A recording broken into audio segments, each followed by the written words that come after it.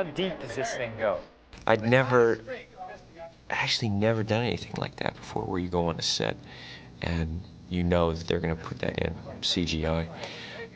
Steven obviously has done this, of course, many, many times, but for me it was very new, and it was something that I kind of dug, you know. I just went in and talked to him, and he told me what was going to be there, and we just played around with it. Bang, that's it. My God, I'd forgotten there was so many. What's the first thing I see here, Steven? Again, just talk me through it visually, you know. I walk around and say, okay, what's going to be here? How big is this going to be? What are you looking for? And, it's fun because you have to pretend. It's in a DCPD blue and white. Set up a perimeter and tell we're en route. This is a film script that's from a Philip K. Dick short story.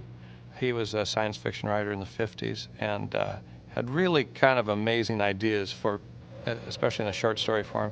So there we are with a film that has to look like it's in the future. And one of our first meetings, Steven asked me, Scott, why do all these movies in the future sort of look fake? And in talking about the buildings and the look, the patina, the colors, all the rest of it. And so the idea of Minority Report was to somehow combine old and new. And it was a real challenge because we were trying to make it as gritty and real looking as possible. Alex McDowell's art department developed all this wonderful conceptualization and great designs that were set in the movie based on what the practical sets would need.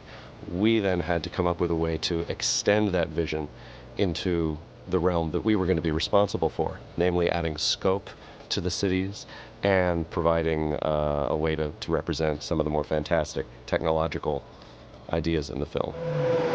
We have about 257 shots in the movie, but there's only a couple of sequences, the maglev sequence and the Hall of Containment, that are almost completely synthetic. A lot of the other work we did, we added little bits and pieces, you know, living vines and plants, composites, a lot of things, adding backgrounds where there weren't blue screen backgrounds. So I'd say about probably the movie as a whole, there's probably a good hour, I would think, of work that involves visual effects. I don't know how ILM did it. I still don't. Sometimes I ask them not to tell me how they're doing these effects.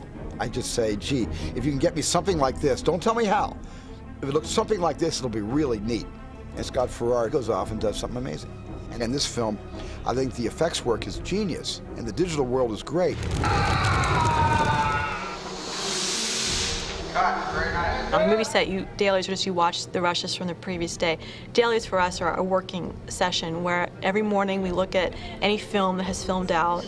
The visual effects supervisor will analyze it, make sure it looks like how he expects it to look. With all our different crew people working on it, put our heads together and go, okay, this is not looking right, it's not working. Let's talk about solutions. Let's talk about opinions of what might help the shot. Okay, is this a bleach bypass print? That's a normal print. Normal print. You know, we ought to do a bleach of this and see what happens. One key factor is that Steven always has wonderful suggestions. There are times when we've been sort of stuck or we think it looks pretty good, and I show it to him, and it is uncanny how often he sees, well, 100% of the time, he pretty much earmarks the one thing that isn't quite working in the shot. One-eyed man is king.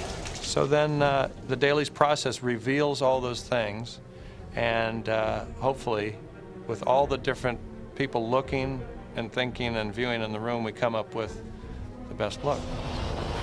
When the shot is final, usually here in the theater, everyone gets a little round of applause because it's actually a culmination of a surprisingly long amount of time and effort and dedication on the part of the artist. So we all like to acknowledge that and express a little sigh of relief that we're done with that shot. And Scott, good job. Final.